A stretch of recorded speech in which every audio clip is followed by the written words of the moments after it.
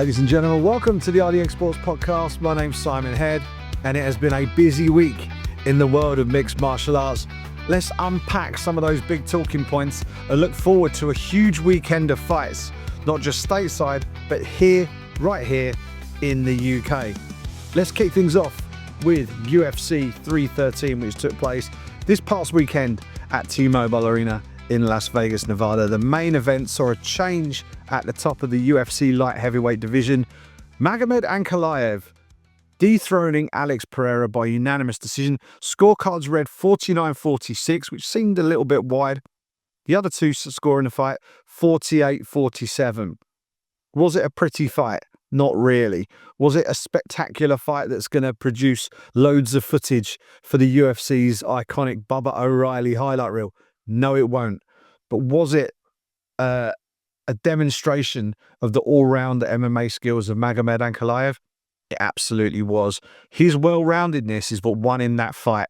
And against Alex Pereira, who has been able to stand in front of people, dominate them with his physicality in the striking, he wasn't able to do that against Magomed Ankalaev, who he was the aggressor. He was the one providing the constant pressure. And it was Pereira, uncharacteristically, on the back foot for a lot of that fight. You look at how Pereira fights, a lot of it is on that front foot, just leaning forward, pushing forward and throwing strikes and just really forcing his own game plan onto his opponents. That wasn't what happened on Saturday night. Magomed Ankalaev put on a really good, controlled, disciplined performance. Now, was it the sort of performance that makes you sit back and go, wow, what a champion we have on our hands here? Not really. But look at the body of work in its entirety. Look at what Ankalaev has achieved in the light heavyweight division as a whole. Don't forget, when he came into the UFC, he was pretty well hyped to start with. Had that dramatic last-second tap-out loss to Paul Craig in London, to that triangle choke, that Hail Mary triangle choke by Paul Craig. But since then, he's been virtually perfect in the cage. The only slip-ups he's had were the draw he had with Jan Blachowicz in what was his first title fight in the UFC, in a fight that I thought he won and a lot of other people thought he won. I think on MMA Decisions, which is the website that tracks media members who post their scores consistently across social media during the events, I think 23 out of 25 of those media members scored that fight between Ankalaev and Blachowicz to Magomed Ankalaev. Unfortunately for him on the night, the judges didn't. We had a split draw verdict. The vacant title was left vacant, and everybody left T-Mobile Arena feeling a little bit flat after what was a pretty decent fight card. But that main event really did put the pin in the balloon at the end of the night, and Ankalaev was visibly upset as he left the cage that night, and justifiably so. And it took him a while to work his way back. He wanted to bounce back against Johnny Walker. That first meeting with him went to a no contest. I think it was an illegal strike. I think it was back of the head shot, if I remember. I think. Was it a grounded shot? Trying to remember. It was an illegal strike, though, and it ended up in a no contest. And they had then had to run that fight back. By the time they'd run that fight back, Ankalaev had lost a year of his career. It took a year for him to actually get through Johnny Walker due to the no contest in the first meeting. When he did, went through him like a hot curry, absolutely demolished him, put himself in range for a shot. Then fought Alexander Rakic. That was very cagey. And I think we saw a fair bit from the early parts of that fight, again against Alex Pereira, where it felt like Ankalaev was trying to work his opponent out a little bit. But I think the difference between that fight and this fight was that Ankalaev seemed to have things worked out much faster. And that was my worry for him coming into this. I thought that the longer it takes him to download the information and work out how he wants to actually go about this, once he's assessed the range, once he's assessed the size and reach of Alex Pereira's kicks and obviously his punches, then he starts to compute how he wants to go about it. And against Rakic, he found that quite difficult. And it took him a little bit of time before he settled into his work and he eventually won the decision. Against Pereira, he seemed to hit that sweet spot much earlier. He seemed to find his mark much earlier, was able to operate the game plan Was it one-way traffic? Absolutely not. Pereira was in this fight all the way through.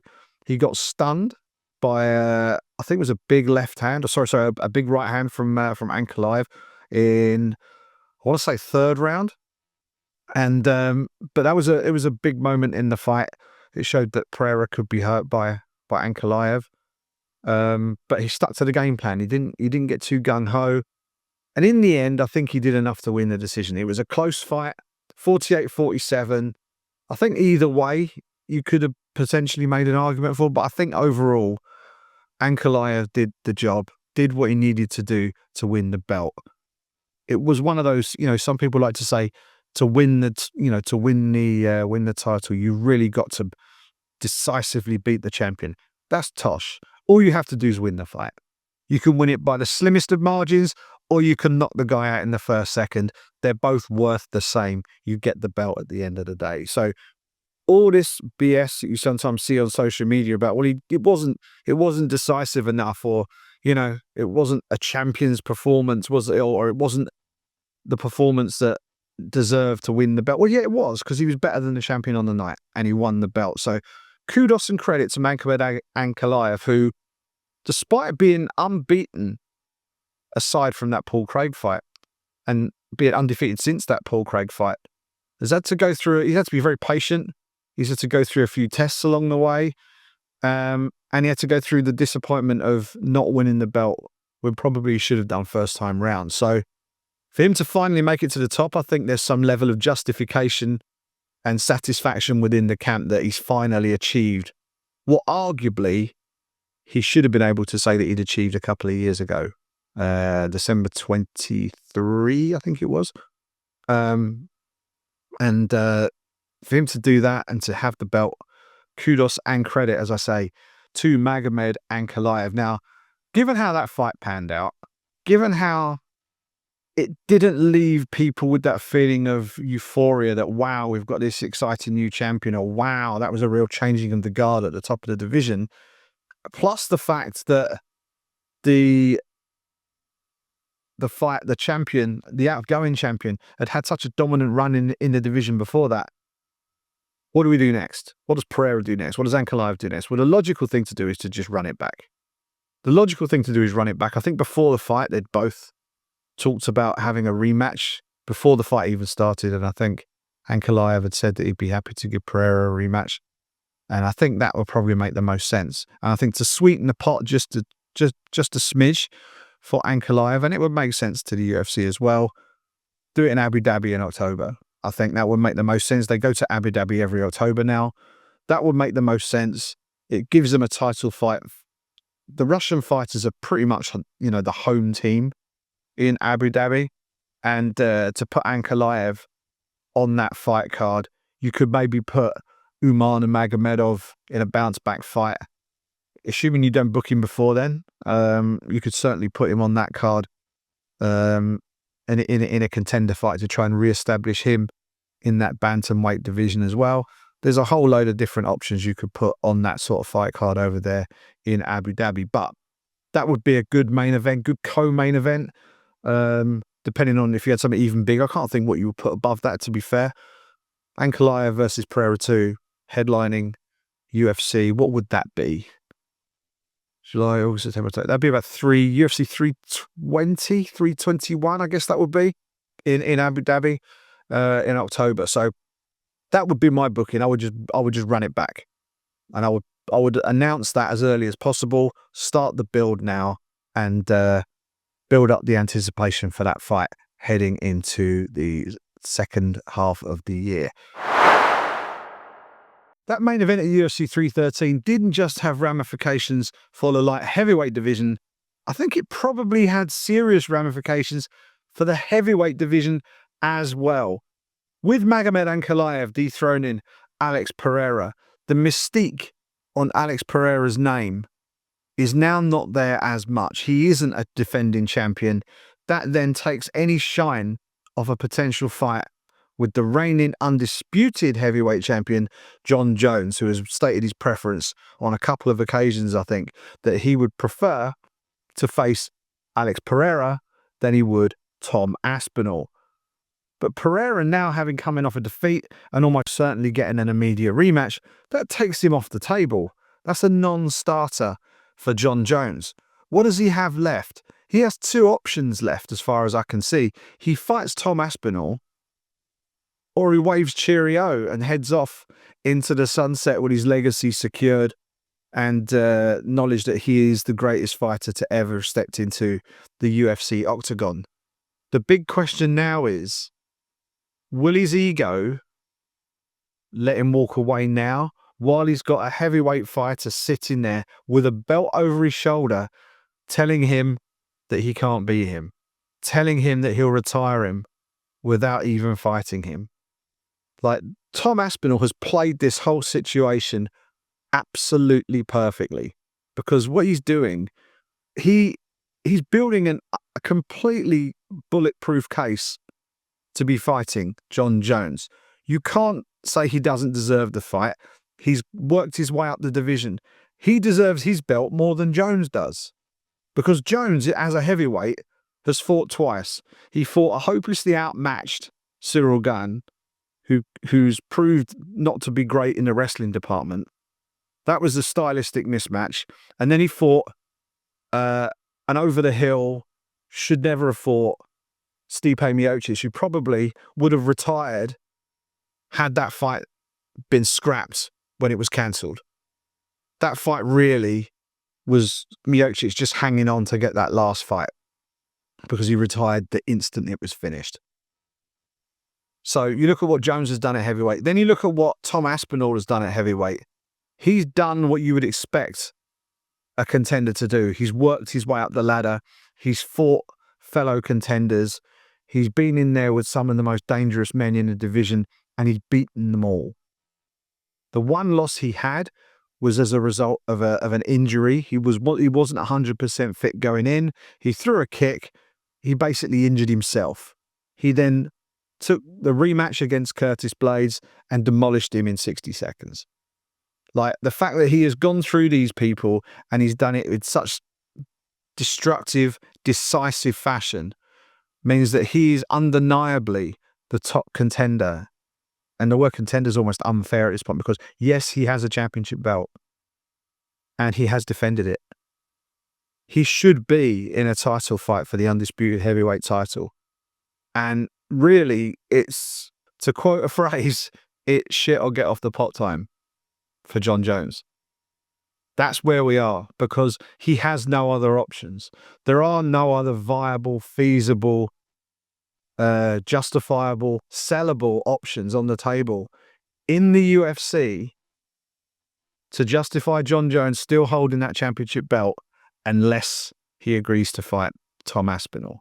The big question now is, will he? He wants the big money, and rightfully so. He deserves to get big money. He is the greatest fighter in the sport. He should be calling for the biggest payday possible. And if he's using leverage, that's absolutely fine. He has every right to do that, and he should do that. The only thing that needs to happen at the end of it is there needs to be some sort of line in the sand.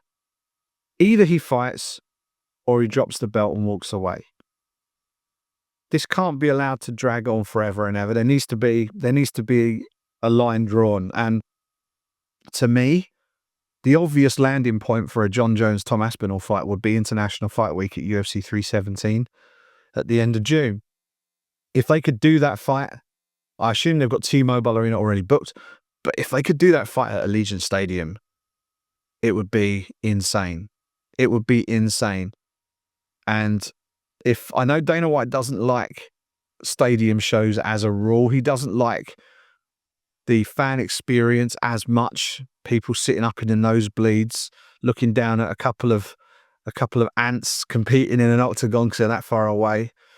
And this is if ever there was a fight that Dana and the UFC would break that rule, if you like, of not wanting to do stadium shows, this is the fight. This is the fight. I don't know if there's another fight you could book using any two fighters on the UFC roster that would justify that sort of setting, that sort of stage. other than Jon Jones versus Tom Aspinall. It is the biggest prize in the sport. It's the best of all time against the best heavyweight in the division. Head to head, both men have a championship belt. Both men believe they are better than the other one. And we have a perfect backstory leading in. We've got Jones ploughing his furrow, looking to chase legacy, gets the belt, then goes for Stipe Miocic, the legendary greatest heavyweight champion of all time. But that was off to one side. Off to the other side, you've got Tom Aspinall working his way up the heavyweight ladder, defeating contender after contender, coming back from a potentially career-threatening injury, looking better than ever on his return, and then demolishing a man that nobody wanted to fight. It's very easy for people to look at Sergey Pavlovich now and say, okay, that guy can be beat now. Heading into the Tom Aspinall fight, people were not saying that. People were not saying that. And Tom Aspinall lit him up like a Christmas tree and finished him in just over a minute. So we have the absolute perfect setup. Plus you've got Tom Aspinall's social media and his YouTube and gentle prodding. Never disrespectful, always just trying to talk in facts. Laying out why he feels he deserves the shot, why he thinks he's better than Jon Jones, why he thinks he can beat Jon Jones. And he makes a strong case. And you've got Jon Jones, who rather than trying to argue the case against Aspinall, has tried to take a completely different approach. He's trying to dismiss him. He's trying to belittle him. He's trying to make light of him, saying he's annoying, saying he's disrespectful, all this sorts of stuff. When actually, what we have here are two elite level fighters who, as Dana White has been saying with regards to TKO, the success of the UFC has been based on making the fights that people want to see. The best fight the best. Well, this is exactly that. This is the number one fight that people want to see. This is the best fighting the best. And for the biggest prize in MMA, the undisputed UFC heavyweight championship of the world, champion versus champion, generation versus generation, United States versus United Kingdom, International Fight Week, 70,000 fans plus in Allegiant Stadium for the biggest prize in the sport. That deserves the biggest payday in the sport if you're Jon Jones. Absolutely it does. Let's cross our fingers that this fight gets made. Because if it does, this is the sort of fight that will really be a stake in the ground for the UFC. There's been accusations recently of the product being a little bit more diluted due to the sheer number of shows that they've been contractually due to put on.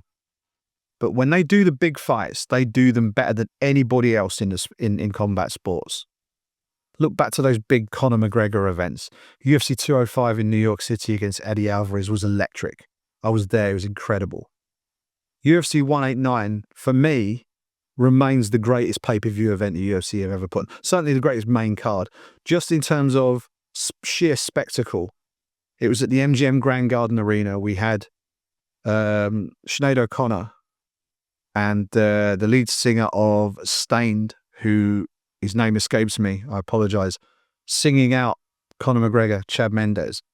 But that whole event just felt absolutely huge. Absolutely huge. And those McGregor shows back then did feel absolutely massive. We had UFC 200. Obviously, there was a lot of fallout around UFC 200, but that whole week was mad. Absolutely crazy. 3 events in a week. Unbelievable. And then, obviously, UFC 205, the first ever event in New York City. Big build up for that. And Fight Night delivered with an unbelievable performance in the main event and the UFC's first ever simultaneous 2-division champion. And then more recently, the Sphere, UFC 300. These big tentpole shows, the UFC does them better than anybody in combat sports. And the one thing that they don't do much are the big stadium shows. That tends to be the realm of boxing. When you come over here to the UK, Wembley Stadium, your Anthony Joshua fights, your Tyson Fury fights, people like this. and they look spectacular and the atmosphere is incredible. Well, the UFC can show that they can do that every bit as well. Allegiant Stadium, end of June, International Fight Week, UFC 317. Jon Jones, Tom Aspinall for all the marbles and the biggest prize in MMA. Let's see that happen, shall we? Let's try and will this thing into existence, because it'll be a hell of a fight. The build-up will be incredible, and it will be just a massive statement. And it will also be a statement to the boxing community. It's like, look, here's how we do shows in the UFC, and we're bringing this to our TKO boxing product. And if they end up running the production for, say, Canelo versus Crawford, which is a possibility, they could produce that sort of production for that. So let's see how all that shakes out. But yeah, and that all comes partially from Ankalaev beating Pereira, because it takes that alternative route off the table. There is now only one fight left for Jon Jones. It is Tom Aspinall. Let's cross our fingers for the sport, regardless of the result. Let's cross our fingers for the sport that we get to see that fight, and we get to see it in a stadium, and we get to see it this summer. All right, some more reaction coming out of UFC 313 concerns a man who stepped in at very short notice for the co-main event, Rafael Fiziev, head striking coach at Tiger Muay Thai, by the way, which gives you just another sense of how good that man is. He's not just an elite competitor in the UFC, he's also helping shape the striking skill sets of a whole load of other fighters, not just in the UFC, but in other promotions and in the sport of Muay Thai over there in Phuket. But he'd been away from the sport for about 18 months. He'd had an injury, he'd been away, and he was working his way back. The opportunity was there for him to step in. I think it was like 9 or 10 days notice, as it turned out, to face Justin Gaethje, a man who he's already fought before and has gone the distance with in London a couple of years ago. Took the fight, went the distance with him again, didn't win the fight again, but came out of it with an enormous amount of credit once more. If you can go the distance in 2 fights, 6 full rounds, you know, that's half an hour. That's half an hour of facing Justin Gaethje and coming out unfinished, so to speak, you know, without being stopped, is to be commended for sure. And speaking to Ariel Helwani this week, he's hinted that going through the process of getting ready for this fight, given how short notice it was, there was always going to be a bit of concern whenever there's a fighter coming in, even when they're in shape. They're coming in on short notice. They've not had that fight camp where they're beginning to taper the weight off, and you know they're not training themselves in preparation for the weight cut. They're just in shape. So how would the weight cut go for Rafael Fiziev? Went very well, and went so well, in fact, that Fiziev, who is not big at 155 pounds, has started to suggest that maybe his future lies in a different weight class. Maybe he might just be moving down to 145 pounds. And to me, that is an incredibly exciting development, because the featherweight division is arguably the most talent-stacked division in the entire UFC. There are killers top to tail. You look anywhere in that featherweight division, there are unbelievable fighters in that weight class. Throw Fiziev in there, you've got an absolute plethora of different fight options you can make. 3 fights immediately came to mind when I first saw this, just from a stylistic point of view. Fiziev versus Giga Chikadze. Who will want to see that? 2 elite strikers going head to head. Chikadze more of a kickboxing style. You got Fiziev a little bit more of the Muay Thai style. Both of them absolute top of their game in their respective striking disciplines. That would be a barn burner and a great fight on any fight card anywhere in the world. Yair Rodriguez, for obvious reasons, spectacular fighter. Bit more flashy than Fiziev. Fiziev's very compact and throws his strikes with sort of full force. He's got that sort of coiled spring sort of look to him. Rodriguez is a bit more flowy, a bit more flashy. strikes from range a little bit more, possibly. But that would be an incredible style matchup as well. And also, the third fight that immediately came to mind is a fight with the guy who's actually going to be facing Yair Rodriguez at UFC 314 in Miami, Patricio Pitbull. Pitbull also a fighter who has competed at lightweight and was a bit small for the weight class and found his best work at 145 pounds. I think stature-wise, they'd be quite similar. I think style-wise, it would be fascinating. And I think a Pitbull versus Fiziev fight would be absolute manna from heaven for fans of mixed martial arts. They would just love that fight. That would be an incredible, incredible matchup. And maybe whoever loses that fight between Rodriguez and Pitbull, I assume whoever wins that is probably going to get a title fight next, or at the very worst, a number one contender fight, a title eliminator. Maybe the loser of that fight could get Rafael Fiziev. Who knows? Really depends on how quickly Fiziev wants to turn things around. Because obviously making that move down to 45 and making the cut to 45, they might want to do a test cut. They might want to do a little bit of pre-prep rather than launch straight into signing a bout agreement for like a few months down the line. I would imagine they'll do a little bit of work at the PI, just test a few numbers out, make sure they know exactly what they're doing, and then perhaps towards second half of this year, could look at Abu Dhabi possibly. We mentioned that for the Ankalaev fight. You could put Fiziev on that same time frame as well and have him on that card.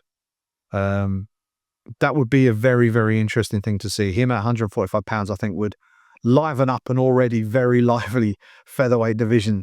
And I would be very excited to see what kind of matchups they would make for Ataman in the featherweight division as things progress. But yeah, I'd be very excited to see that. Fiziev at 45, sign me up. All right, so we had UFC 313 this weekend, but just after that, the PFL have announced the tournament dates and the tournament bouts to kick off the inaugural PFL 2025 World Tournament. So basically what we're going to have seven rounds or 7 events that will then lead into the finals. We've got 4 first-round events, April 3rd, 11th, 18th, and May the 1st. They will all take place at Universal Studios in Florida, where the PFL have basically taken up residence for that first-round period of the tournament. It's all win in advance. There's no league messing around. There's no point system. You win, you progress, you lose, you go home. That's how this works. March Madness. Dead easy. Easy to understand. Tournament format. Everybody loves a tournament. And 8 fighters per tournament, per weight class. Whoever wins gets a $500,000 bonus on top of the fight purses that they have accrued as the tournament has gone on. So April 3rd, 11th, 18th, and May 1st from Universal Studios will be the first round. That will determine the semi-finalists, and the semi-finals will take place through the month of June. June the 12th in Nashville, June the 20th in Wichita, Kansas, and June 27th at the Wintrust Arena in Chicago. And we have the lineups for each of those weight classes. I will run through them very quickly and maybe give you whether they're my early pick, might be stretching it. They're certainly my one to watch, the fighter that I am particularly looking forward to seeing in that particular tournament. Let's look at the welterweight division. My man to watch straight out the gate, Jason Jackson, the ass-kicking machine, Bellator champion, taking on former Bellator champion Andrei Koreshkov. Dynamite matchup. You got Magomed Ankalaev taking on Florim Zendelli. Magomed Umalatov versus Logan Storley, the former interim Bellator champion. And Janis Bakar versus Masayuki Kikuri from Japan. Featherweights. Jesus Pinedo versus Adam Boric. Boric is one of those guys who's been there or thereabouts for ages. This is a chance for him to finally push himself all the way through to the top. Can he do it in this featherweight division? It looks really difficult. Gabriel Braga versus Yves Landau. Yves Landau, the breakdancing Frenchman. He will bring some excitement to that featherweight tournament. Can he get past the former finalist, Gabriel Braga? Jeremy Kennedy taking on the man who I've got. He's my pick to win this whole thing at featherweight. Magomed Ankalaev, former PFL champion, very well-rounded, outstanding wrestling, good striking, owner of the PFL's earliest highlight reel moment. His jumping knee finish of Damon Jackson, I think it was. And the final featherweight matchup, Nathan Kelly from Ireland taking on Sang-Won Kim. At bantamweight, Magomedov taking on Leandro Ego. I think Magomedov is probably the pick to win this. I'm not too sure, but he's certainly the name that pops off the page when I saw the matchup. Sarvayon Kamidov taking on Jake Hadley of the UK. If Jake can get some momentum rolling, he could be a factor in this tournament. Just needs to get through this first matchup first. Kieran Clark taking on Kasum Kasimov, and Zebenzui Ruiz taking on Ali Taleb, who has fought in PFL Europe. He's fought in PFL MENA, where he won the PFL MENA tournament. Very, very explosive. Very exciting to watch. If you haven't watched Ali Taleb fight, do not blink. He's a lot of fun. Women's flyweights. There's a lot going on in the women's flyweight division. You think the names that are in this tournament, or a lot of them, are very familiar to PFL viewers, to Bellator viewers. Particularly last season, obviously Dakota Ducheva ran through the opposition to win the championship. We've got a lot of fighters here who could legitimately look at this tournament and go, this is mine. This is my year. This is my chance. Tyler Santos is one of those. She got to the final last time. Former UFC title challenger, missed out there. Former PFL title challenger last year, missed out there. Can she get it right this time round? Go one further and win championship gold in the PFL. She faces Juliana Velasquez, former Bellator champion, in the very first round. This is a strong lineup and a well-balanced lineup. Kana Watanabe taking on Jenna Bishop. You got Liz Carmouche. Can she make one more run? The Bellator champ, obviously looking to win the PFL title, taking on Ilara Joani from Brazil. Elora Dana versus Diana Avzaragova, hope I didn't butcher that, is the final matchup in that women's flyweight division. All right, middleweights. Impa Kasanganay versus Fabian Edwards is the standout matchup in that first round of bouts. Winner of that, you would imagine, is the favourite to take the whole thing home. Josh Silveira takes on Mike Seabass Shipman. Sadabu C, former welterweight champion, competing in middleweight against Dalton Roster.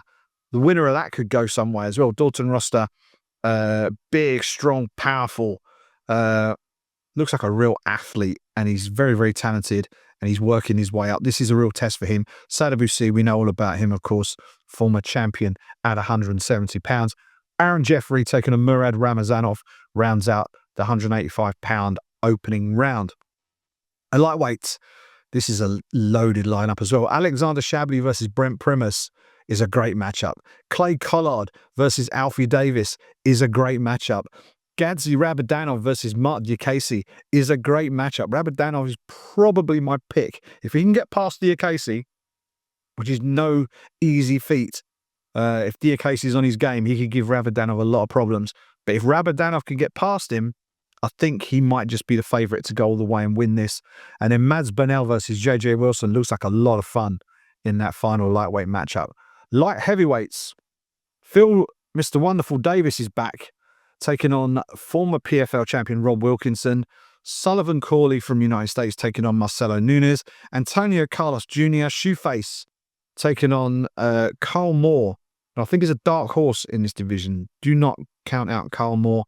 As tough as they come, and training alongside Will Fleury, who has had incredible success in Europe with Octagon MMA, the whole iron sharpens iron thing. These two are building each other up, and I would imagine Carl Moore will be fancying his chances at this light heavyweight tournament. If he can get past Shoeface, then I think that will give him all the confidence he needs to really make a run at it. The final matchup at 205, Cole Albrechtsen from Sweden taking on England's Simeon Powell, who really has got a big job on his hands, I think, to make a run in this tournament. Incredibly talented. I think he just doesn't know how good he can be yet. I think once he taps into his full skill set and realizes that he can mix it with these guys, he's going to be a real problem. So I'm looking forward to seeing his growth from his last appearance as he starts to make his way through his tournament. Albrechtsen is a fight that he could absolutely win. Then he's in the semi-finals and he's one win away from the final. So really interested to see how Smooth Simeon Powell does. He's got the ability, he's got the talent. Now he just needs that inner confidence to know this is where he belongs now. He belongs on the world stage. Now he's got to go out there and start putting people away on the big stage. Looking forward to that one against Carl Albrechtsen in the light heavyweight tournament. And finally, the big guys, the heavyweights, Valentin Moldavsky versus Sergey Bilosteny, Alexander Romanov versus Tim Johnson, a couple of veterans there, Puya Ramani versus Abraham Babli from the UK, and also from the UK, Linton Vassell versus Oleg Popov, the evergreen Linton Vassell, who seems to have been fighting for as long as I've been covering this sport, a real veteran of the game, looking as strong as ever, looking as good as ever, and someone who is absolutely a serious threat in this heavyweight tournament. There's not a person in that tournament he can't beat.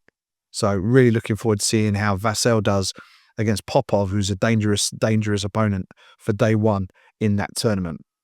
That all kicks off, as I say, at the beginning of April. So we're less than a month away now from the first event. April 3rd at Universal Studios in Florida, then the 11th and the 18th, then May the 1st. That will then cover all of those first round fights across all of those weight classes. And it'd be good to get the PFL back in rotation as well. As well. We had that great fight earlier this year between Usman Nurmagomedov and Paul Hughes. And it felt like they built some real momentum, and then it all just went off a cliff because they didn't have anything to follow it up with. And that's a real shame. That's a real shame because it really did feel like they had something to build on there. And now it feels like they've got to pick up that momentum again and build it. But they're doing it with a different product. They're doing it with their tournaments. So, but on the topic of Paul Hughes, he has been booked. He will be fighting on May the 10th in Belfast, Northern Ireland, his hometown no less, as the PFL Europe season kicks off in Belfast at the SSE Arena. He will be in the main event. Yesterday, the fight, 2 days ago, his participation was confirmed, and today his opponent has been confirmed. I will pull up the announcement right now so I can give you the full details. He will be facing Bruno Miranda, 17-5, Brazilian PFL Challenger Series contract winner. So not the biggest name opponent, it has to be said, for Paul Hughes. It feels like this is almost like a showcase fight for Hughes as opposed to a contender fight or a title eliminator. It feels like this is the opportunity for Hughes to fight in his hometown. They couldn't get him the title fight that he wanted, the rematch with Usman Nurmagomedov. That will probably happen later in the year, assuming all goes well, on May the 10th in Belfast for Paul Hughes. And that could happen in Dubai. So we'll see how that all pans out. But yeah, Paul Hughes is back in action. There'll be a big build for that, of course, and the PFL Europe season will get underway, and I understand more details about that lineup will be coming very shortly as well. Lots of news on this show this week, but very quickly, we will finish up with a quick throw forward to what's happening this weekend in mixed martial arts. We have UFC Vegas 104 this weekend. Marvin Vettori versus Roman Dolidze headlining at the UFC Apex. It's a rematch. Neither man has never been stopped. Two very, very robust middleweights going head to head. The winner will probably get top 10 opposition next time round. I think Vettori's sitting at number 8 right now. Dolidze's a little bit lower. I think he's at like 12th, I think. If he can beat Vettori, he's got himself in the mix. He'll be looking for maybe top 5 opposition next time round. Vettori needs to defend his ranking, get himself back into rotation, and then see if he can start to cast his gaze further up the rankings and try and get himself towards contendership at 185 pounds. Co-main event should be a fun one. Fan-friendly fight, I think. Chidi Njokuani versus Eliseo Zaleski dos Santos. Two guys who both love to stand and strike. Two guys who both have the ability to produce highlight reel finishes. Elizeu Zaleski has been in the UFC forever. I think he's been there since 2015. Chidi Njokuani has been in Bellator. He's been in the UFC. And now he's coming in. He had a bit of a bad run through 2023, I think it was, where he lost like three on the spin. Bounced back in 2024 with 2 in a row. And he will be looking to pick up a big win against the Brazilian Eliseu Zaleski dos Santos this weekend. And if you check UFC.com later this week, you might see a feature on Chidi Njokuani from myself on there, as well as a feature on Roman Dolidze. They are on my to-do list for later this week. Also, we have Cage Warriors 184 and 185. 2 shows in 2 days. 184 will be a special unplugged event at the BEC Arena in Manchester, England. Behind closed doors, that means stripped back production, no fans in attendance, or very few fans in attendance. It'll be a small invited group, I would imagine. That will be on the Friday, and that's kind of like your lead in, your hors d'oeuvre, if you like, before the main course on Saturday night. Cage Warriors 185, same venue, packed crowd. Main event, Luke Riley, arguably the most talented fighter from the UK who hasn't yet been signed by one of the big global organizations. This has been billed as his final fight with Cage Warriors. So let's see how this one goes. He's taking on Tariel Abasov in that main event. And if he gets the sort of finish that we've been seeing from him in his past fights, surely the next move for him will be to fight in the UFC. The only disappointment with Luke Riley is that he isn't already there and that he isn't competing on the fight card next week at UFC London, because that would have been just perfect. But this is an opportunity for Riley to really showcase his skills 1 week before UFC London, and to really make a splash and really cement himself as a fighter that the UFC absolutely has to sign. As if his resume doesn't already do that.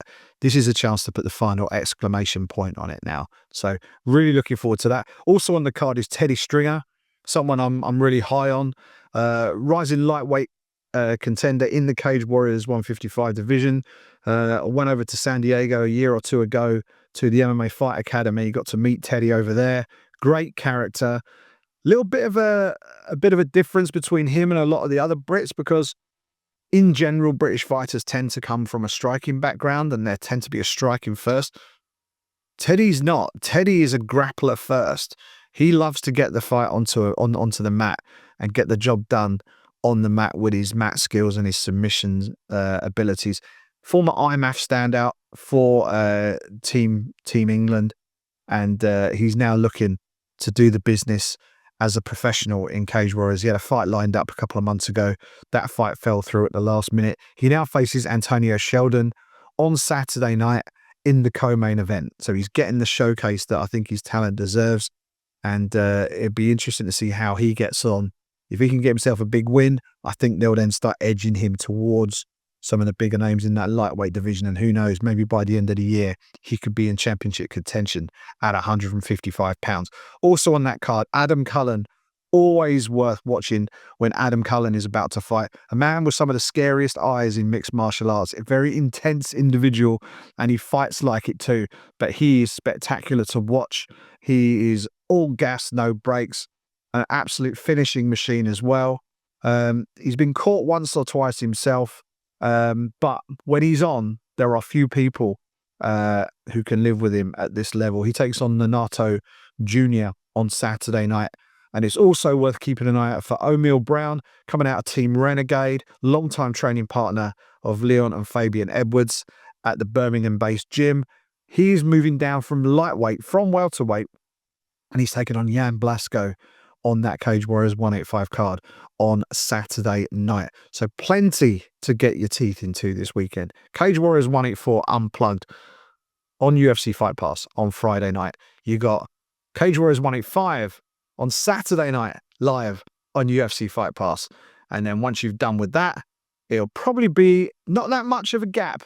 Time to get some snacks and maybe a cold beer in. And then it'll be time for the prelims for UFC Vegas 104 rather, from the UFC Apex, which you'll then be able to catch in the UK.